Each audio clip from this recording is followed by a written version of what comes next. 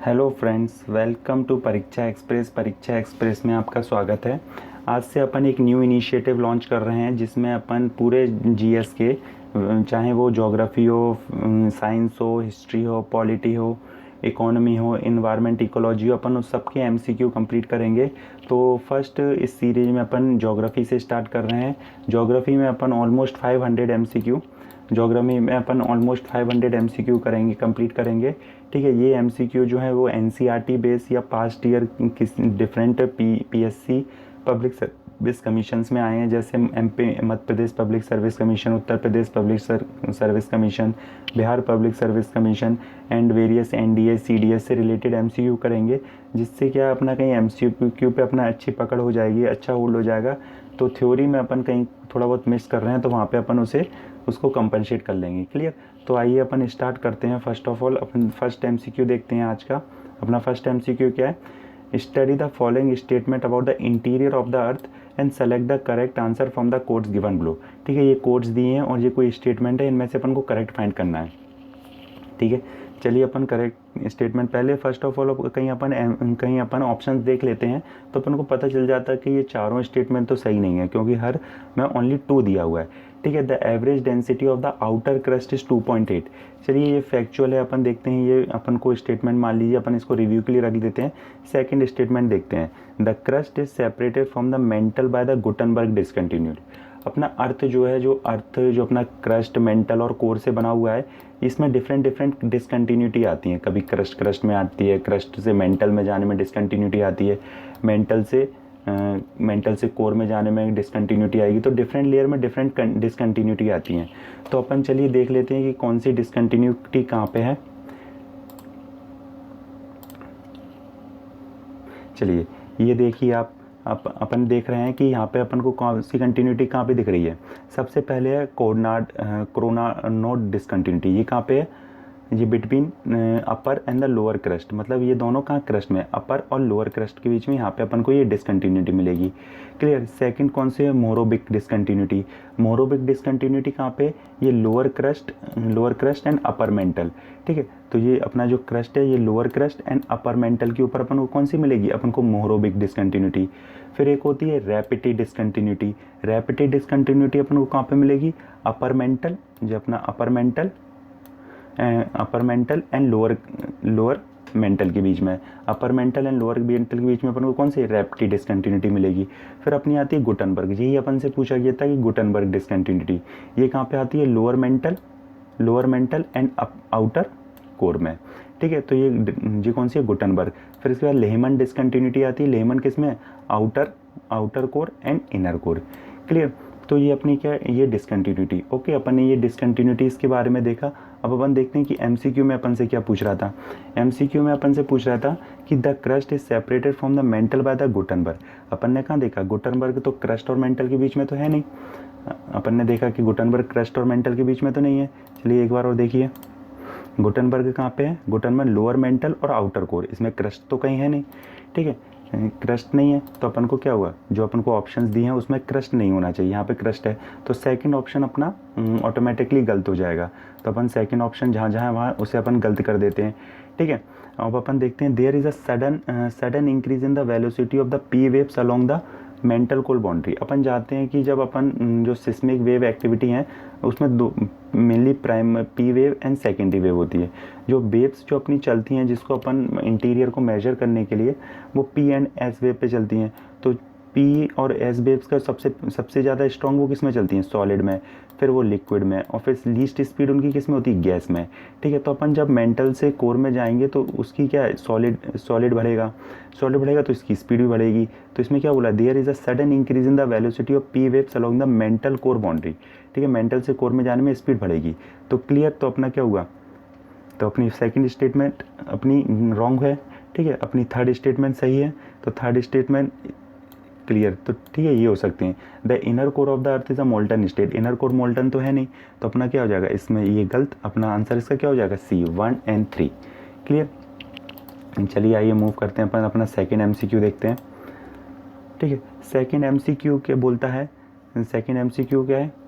The movement of the interior plate of the earth causes the change in the surface of the earth. अपन जानते हैं कि अपने जो अर्थ है उसके अंदर डिफरेंट प्लेटें हैं, ठीक है। तब उन्हीं प्लेटों की वजह से तो इंडिया अपना मूव करा था। पहले इंडिया क्या था, इनिशियली गोंडवाना लैंड का पार्ट था, फिर वो जाके यूरेशियन प्लेट से टकरा गया। तो ये स्टेटमेंट तो सही है, the movement of the interior plate of the earth cause the change of the surface of the earth, ठीक है। तो इसकी वजह से सरफेस तो चेंज होती है।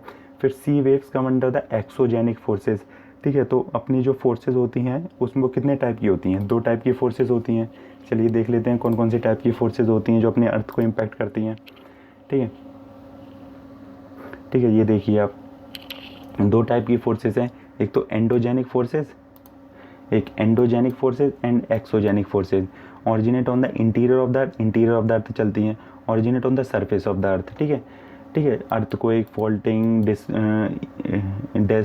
डेस्टोफोरिज्म एंड इरोजनल एंड डिपोजिशनल, ये अलग अलग है, ठीक है। तो एंडोजेनिक और एक्सोजेनिक फोर्सेज हैं, क्लियर, ये अपन ने देख लिया। तो अपनी अर्थ को क्या इम्पैक्ट एंडोजेनिक भी करती हैं, एक्सोजेनिक। तो सी वेव्स हैं वो एंडोजेनिक और एक्सोजेनिक दोनों से करेंगी, ठीक है। तो इसके अपन क्या, फर्स्ट स्टेटमेंट इसकी सही है, फर्स्ट स्टेटमेंट क्लियर। सेकंड सही, the sudden movement of the interior of the earth cause earthquake, clear, ये भी सही है, क्लियर। तो अपनी क्या होगा, ऑल आर ट्रू स्टेटमेंट, ठीक, क्लियर, इसकी स्टेटमेंट ऑल ट्रू है। चलिए नेक्स्ट एमसीक्यू की तरफ अपन मूव करते हैं। नेक्स्ट एमसीक्यू अपना कह रहा है match the column 1 with column 2 and select the correct answer using the code given below, clear. इसमें बोल रहा है कि अपनी किसको अपन अपनी जो क्रस्ट होता है, क्रस्ट है अपना जो टॉप मोस्ट लेयर है, क्रस्ट है, मेंटल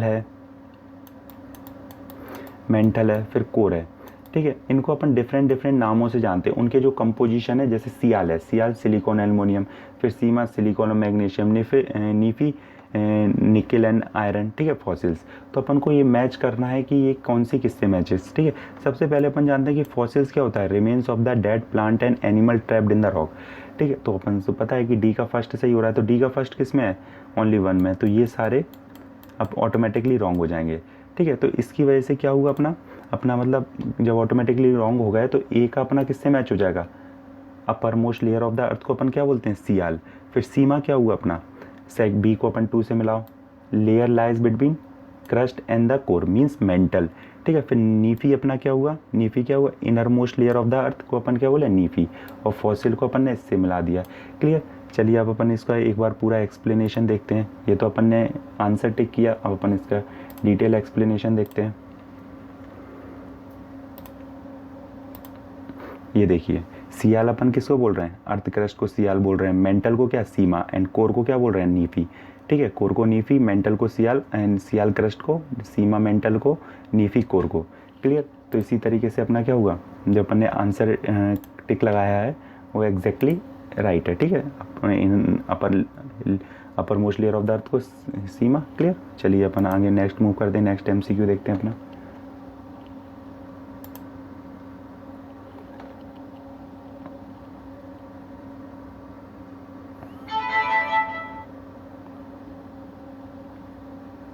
चलिए ये देखिए, which of the following statement relating to the earthquake is or are correct. अपन देखते हैं अर्थक्वेक से अपनी स्टेटमेंट कौन सी ये सही है, ठीक है। The point of origin of the earth is called epicentre. Earthquake के जो वो होता है उसे एपीसेंटर बोला जाता है, क्लियर, ठीक है। The point of origin of the earthquake is called epicentre. चलिए अपन देखते हैं क्या बोलते हैं, the line joining the places which were affected earthquake at the same point of the time are called homoseismal lines. चलिए अपन देखते हैं, the point of origin of the earth is called epicentre. ये बोल रहे हैं कि जहाँ पे अर्थक्वेक सबसे पहले जो अपना अर्थक्वेक आता है उससे अपन एपीसेंटर बोलते हैं, ठीक है। चलिए अपन देखते हैं कि एपीसेंटर अपन किसको बोलते हैं फर्स्ट ऑफ ऑल, ठीक है। ये देखिए, जहाँ पे अर्थक्वेक सबसे पहले आता है उसे अपन फोकस या हाइपोसेंटर बोलते हैं। फिर इसके ऊपर जो सबसे मिनिमम दूरी होती है जो अर्थ सरफेस से, अर्थ सरफेस से फिर जो मैक्सिमम दूरी है इसकी, उसको बोलते हैं एपीसेंटर। तो point of origin of earthquake को क्या बोलेंगे, फोकस बोलेंगे, ना कि एपीसेंटर। और अपने क्वेश्चन में क्या बोल रहा है, अपने क्वेश्चन में उसको क्या बोल रहे हैं, एपीसेंटर बोल रहे हैं, ठीक है। तो फर्स्ट स्टेटमेंट तो अपनी क्या हो जाएगी, रॉन्ग हो जाएगी, क्लियर, फर्स्ट स्टेटमेंट रॉन्ग। ठीक है। सेकंड अपन से बोल रहा है the line joining the places which were affected earthquake at the same point of time are called homoseismal lines. Homoseismal lines वो होती हैं जहाँ पे अर्थक्वेक सेम टाइम पे पहुँचा हो। जैसे मान लीजिए प्लेस ए, बी एंड सी है, यहाँ पे 6 बजे अर्थक्वेक आया, यहाँ पे भी 6 बजे आया, यहाँ पे भी 6 बजे आया, तो ये होमोसेमिनल लाइंस है। क्लियर। तो सेकंड स्टेटमेंट सही है, तो अपना आंसर क्या हो जाएगा, ओनली 2। क्लियर। चलिए आगे मूव करते हैं अपन, नेक्स्ट अपना एमसीक्यू देखते हैं। इसमें बोल रहे हैं the earth surface receive maximum energy at 12 noon but the maximum temperature never occur at the 12 noon state which of the following reason are correct. इसमें बोला जा रहा है कि जो अपना अर्थ होता है उसको जो हीट मिलती है वो 12 नून को 12 बजे सबसे ज़्यादा इसको हीट मिलती है। ठीक है, 12 बजे हीट मिलती है, मगर इसका टेम्परेचर जो होता है वो सबसे हाईएस्ट 12 बजे ना होकर किसी और टाइम पे होता है, 12 बजे नहीं होता है। क्यों नहीं होता, अब इसका रीज़न। ठीक है, तो इसके ऑप्शन जो दिए हुए हैं, ऑप्शंस क्या दिए हुए हैं। ठीक है, फर्स्ट दिया है the transformation of the energy solar energy into heat energy required some time. ठीक है, अपन जानते हैं कि किसी भी चीज़ को गर्म करने के लिए थोड़ा टाइम तो लगता है उसको। ठीक है, ऑल ऑफ सडन तो होता नहीं है। ठीक है, तो फर्स्ट स्टेटमेंट सही हो जाएगा, the transformation of solar energy into heat energy required some time. ठीक है, दूसरा इसमें बोल रहा है the loss of energy through long wave radiation from the earth surface exceed the energy receive from the sun at the 4 PM। इसमें बोल रहा है सेकंड स्टेटमेंट में कि जो एनर्जी सन रिसीव करता है, जो सन एनर्जी रिसीव करता है 4 बजे, वो कम होती है रेडिएट करने से ज़्यादा, मतलब रेडिएट ज़्यादा करता है, रिसीव कम करता है। तो इससे तो अर्थ कूल हो जाएगा ना, इससे कूल हो जाएगा, इससे हॉट कहाँ होगा, अपन को तो मैक्सिमम टेम्परेचर देखना है। तो सेकंड स्टेटमेंट अपनी रॉन्ग है, फर्स्ट स्टेटमेंट अपनी क्लियर है, राइट है। तो अपन को ऑप्शन अपन ने देख लिया कि सेकंड स्टेटमेंट तो अपनी फॉल्स है, तो सेकंड जहाँ जहाँ अपन पहले उसको क्रॉस कर दो। क्लियर। और फिर अपन अल्टीमेटली अपन 1 और 3 पे पहुँच गए। मगर एक बार अपन 3 स्टेटमेंट पढ़ लेते हैं। 3 स्टेटमेंट क्या कह रहा है, energy receive by the earth from the solar radiation continue to exceed the energy lost by outgoing long wave radiation from the earth surface at 4 PM। इसमें बोल रहा है कि जो फोर्थ में बोल रहा है कि जब 12 बजे से लेके 4 बजे तक क्या होता है, सन अपनी पूरी मैक्सिमम एनर्जी देता है, उसके बाद इवनिंग हो जाती है, सन थोड़ा डल हो जाता है। ठीक है, मैक्सिमम एनर्जी देता है, और यहाँ पे जो एनर्जी लॉस होती है वो कम होती है। तो जब एनर्जी मैक्सिमम रिसीव होगी तो यहाँ पे क्या होगा, टेम्परेचर बढ़ जाएगा। मगर 12 से 4 के बीच में जो ट्रांसफॉर्मेशनल एनर्जी लग रही है उसकी वजह से टाइम लग रहा है, इसलिए 12 बजे ना होके 12 बजे के कुछ देर बाद अपने मैक्सिमम टेम्परेचर पहुँचता है अर्थ। क्लियर। तो ये अपना आंसर सी जो है वो क्लियर है, राइट है। चलिए आगे मूव करते हैं अपन, आगे देखते हैं। ठीक है, अब इसमें एक बोला है कि ये CDS 2016 का क्वेश्चन है, CDS 2016। ठीक है, ये देखते हैं, which one of the following is the correct sequence of the given planet it increasing order of their size. Increasing order of the size के अपन को अरेंज करना है। ठीक है, अपन जानते हैं कि स्मॉलेस्ट प्लेनेट तो अपना मरकरी है। ठीक है, तो ये तो हटा दीजिए, ये दोनों तो हट गए। अब अपना बचा mercury, Venus, mercury, B and C, B और C में अपन को कंक्लूड करना है। क्लियर।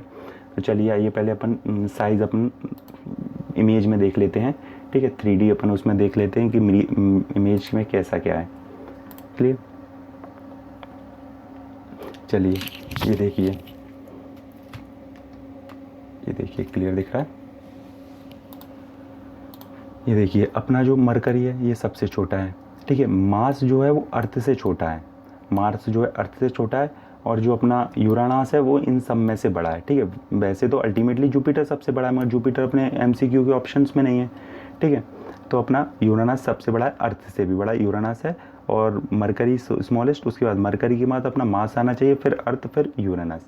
क्लियर। चलिए अपन देखते हैं कि अपना ऐसा कौन से ऑप्शंस में दिया हुआ है।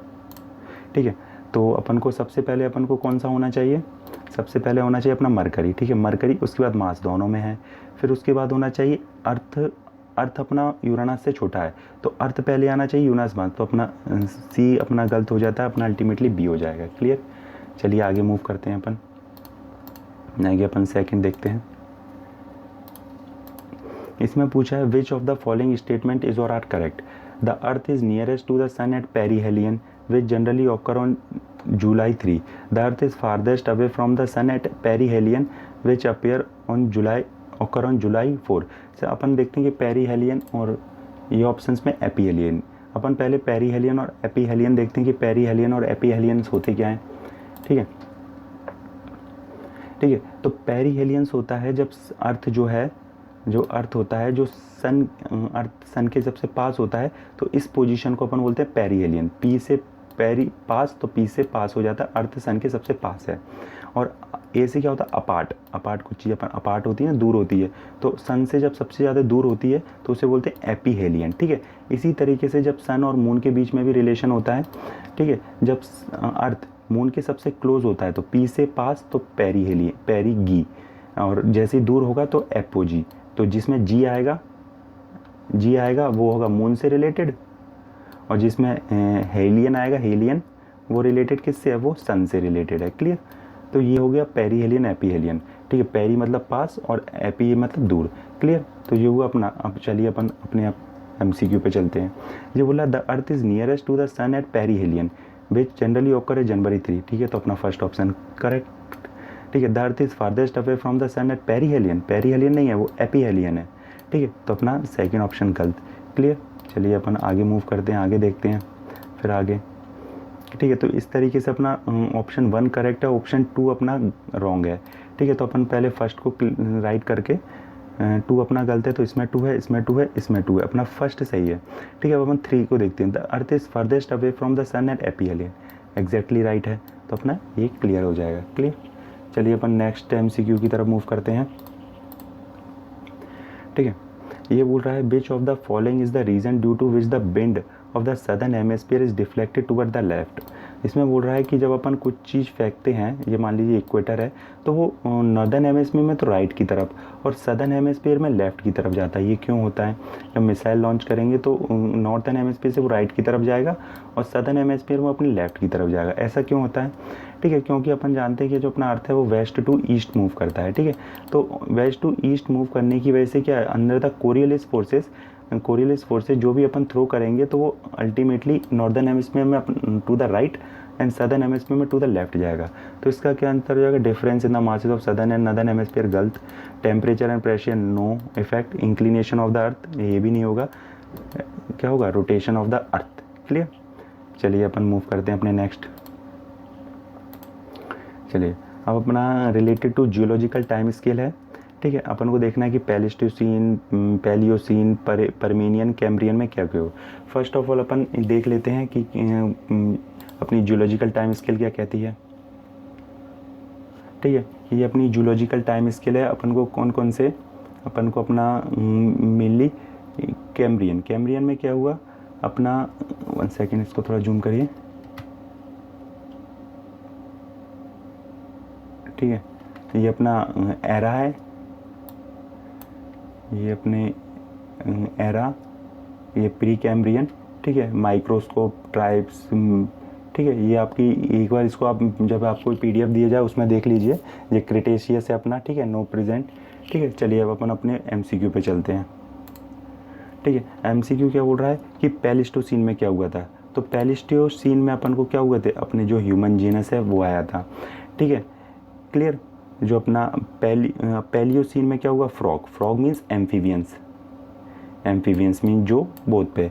ठीक है, कैम्ब्रियन में अपने इन्वर्टिब्रेट जिनके वर्टिबल कॉलम नहीं होती, जैसे कि अपने अर्थवॉर्म है, इनको कैसे भी तोड़ मरोड़ सकते हैं अपन, इनके फिर वर्टिबल कॉलम नहीं है। क्लियर। तो अपन देखो D का 3 ये हटा दीजिए, A का 2, D का 3, A का 2 और अपना किसका B का 4, तो अपना ऑप्शन क्या हो गया? Clearly B। क्लियर। चलिए आगे मूव करते हैं। अपना लास्ट MCQ अपन अपना देखते हैं आज का। ठीक है, which of the following are found in the highest and lowest quantity in respect to the earth crust. अपने अर्थ क्रस्ट पे सबसे ज़्यादा कौन सा एलिमेंट पाया जाता है, ये इसमें पूछा है। ठीक है, फर्स्ट ऑफ ऑल अपन देख लेते हैं कि कौन सा एलिमेंट कौन सा पाया जाता है, फिर इसका अपन क्लियरली आंसर दे सकते हैं। चलिए अपन इमेज में देखते हैं कि कौन सा एलिमेंट कितना पाया जाता है अपने इसमें। ठीक है, तो सबसे ज़्यादा अपन किसको पा रहे हैं? ऑक्सीजन को, उसके बाद सिलिकॉन को, फिर aluminium, iron, calcium, sodium, magnesium, potassium, titanium, hydrogen and other. ठीक है, तो सबसे ज़्यादा कौन सा? ऑक्सीजन, उसके बाद सिलिकॉन। इसे याद करने का